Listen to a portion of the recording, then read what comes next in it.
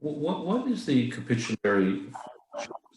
We want to focus now on the Jewish aspect of Charlemagne. What exactly Yeah. was that? And was that something different, unique, or a continuation of policies that he inherited?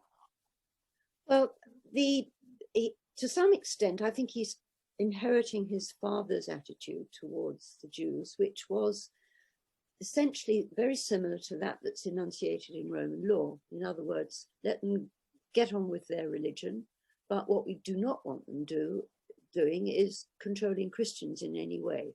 So they mustn't have Christian slaves, and their interaction with Christians needs to be such that it's not going to mean that Christians suffer as a consequence.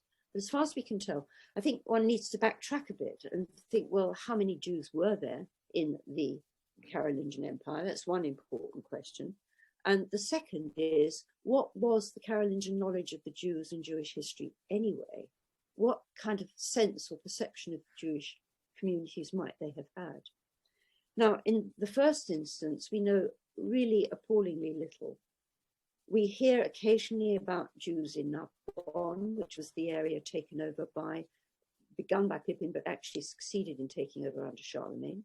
And Narbonne and Aquitaine, where there were Jewish communities, we know there were Jews in Lyon, were certainly under Carolingian rule from then on.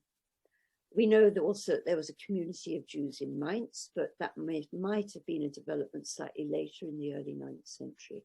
So as communities of people, we know very, very little. Occasionally you get a reference to a particular individual, or you can guess at the existence of an individual. For instance, there's a man called Isaac, who is the man who comes with, is part of the legation to Harun al-Rashid, and is associated also with the knowledge of what to do about the elephant that Harun al-Rashid sent as a gift.